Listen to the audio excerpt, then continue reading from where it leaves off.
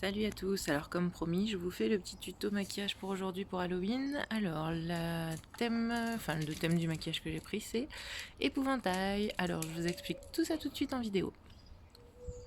Bonne fête d'Halloween. Pour les habits, je vous donne une petite astuce, un jean, une chemise à carreaux ou à rayures et un chapeau.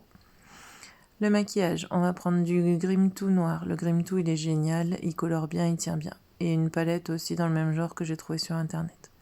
On commence par une base fond de teint ou crème hydratante si vous voulez pas pour les enfants. Du coup, fond de teint un peu foncé pour faire une base pour le teint de l'épouvantail. Ensuite, donc du rouge à lèvres, j'avais une base dorée. Je fais un mélange du coup jaune et rose pour me faire un orange un peu cuivré. Après pour les couleurs, peu importe, ça peut être du jaune, ça peut être du rose, ça peut être du rouge, vous embêtez pas pour la couleur. On fait une grosse bande au-dessus, une petite bande en dessous. Les lèvres, du coup je les voulais un peu plus colorées. Et on fait une première tache, un espèce d'haricot sur le nez.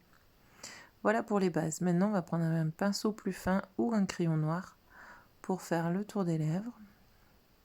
Donc avec notre noir Grim To ou autre. Et on va un peu fondre sur la lèvre pour faire un débordement, un fondu. Et sur les traits, on va faire des petites croix pour faire comme une couture. Et on fait la même chose autour du nez. Le tour en noir et les petites croix pour faire comme une couture. Voilà. Maintenant, il reste à faire les yeux. Alors, les yeux, on va faire un gros trait noir en dessous. Un gros trait noir au-dessus. Et en dessous, on va faire aussi comme des cils. Et au-dessus aussi.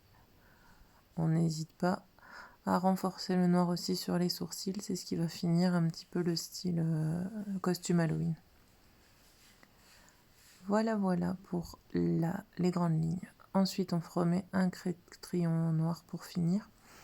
Et on va faire des pièces de tissu comme si on avait été rafistolé sur les joues. Je change de point de vue, je finis le maquillage avec le mascara. Voilà, et là, comme je vous disais, je refais une tache orange, je fais le tour en noir et je refais les coutures pour faire comme une pièce rapiécée. Et j'ai fait pareil en haut du crâne, donc là j'ai fait le orange que j'ai un peu fondu et en faisant les croisillons. Voilà.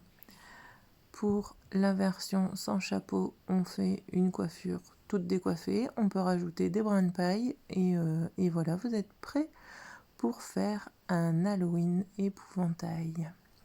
Allez, je vous fais plein de bisous et je vous dis à bientôt.